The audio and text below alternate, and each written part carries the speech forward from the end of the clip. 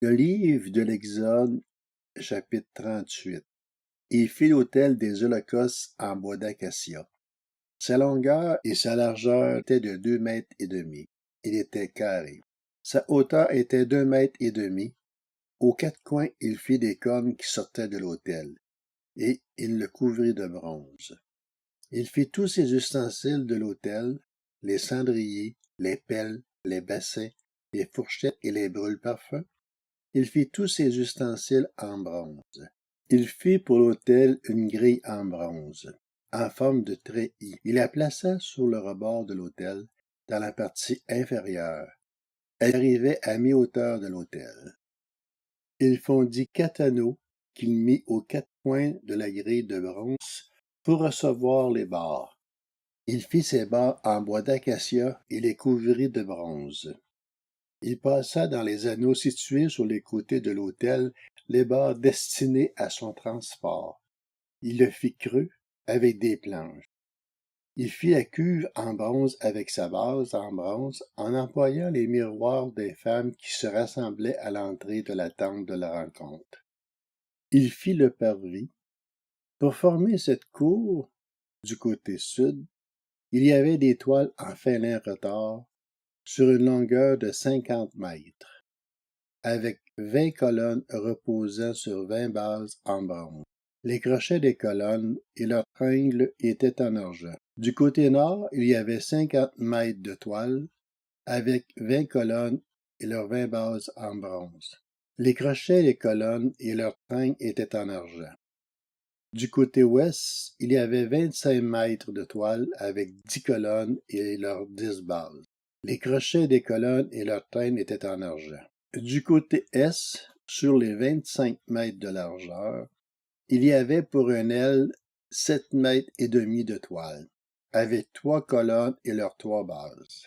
Et pour la seconde aile, celle qui lui correspondait de l'autre côté de la porte du parvis, 7 mètres et demi de toile, avec 3 colonnes et leurs 3 bases. Toutes les toiles qui formaient l'enceinte du parvis étaient en fin lin retors. Les bases pour les colonnes étaient en bronze. Les crochets des colonnes et leurs tringles étaient en argent, et leurs chapiteaux étaient couverts d'argent. Toutes les colonnes du parvis étaient reliées par des traînes en argent. Le rideau de la porte du parvis était un ouvrage de broderie en fil bleu, pourpre et cramoisi et en fin lin retors. Il avait une longueur de 10 mètres et sa hauteur était de 2 mètres et demi, comme la largeur des toiles du parvis. Ces 4 colonnes et leurs 4 bases étaient en bronze.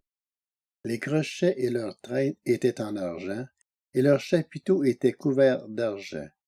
Tous les piliers de l'enceinte du tabernacle et du parvis étaient en bronze. Voici les cornes du tabernacle du témoignage. Ils furent établis suivant l'ordre de Moïse par les soins des Lévites, sous la direction d'Ithamar, le fils du prêtre Aaron.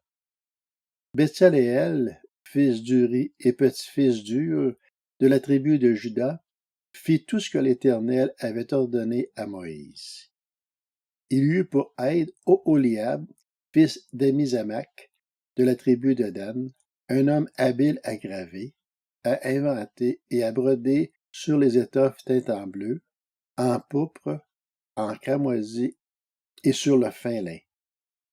La quantité totale d'or employée à ce travail, pour tous les travaux du sanctuaire, et qui était le produit des offrandes, s'élevait à 943 kilos, d'après la valeur étalon du sanctuaire. La quantité d'argent provenait des membres de l'Assemblée, que l'on avait dénombré, s'élevait à près de 3017 kilos et 750 grammes, d'après la valeur étalon du sanctuaire.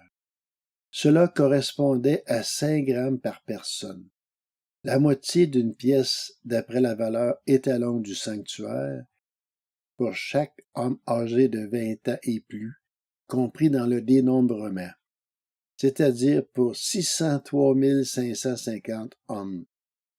Avec 3000 kilos d'argent, on fondit les bases du sanctuaire et les bases du voile.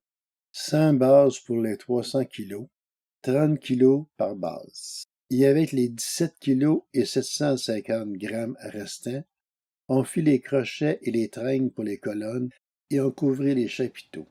La quantité de bronze provenait des offrandes s'élevait à 2340 kilos.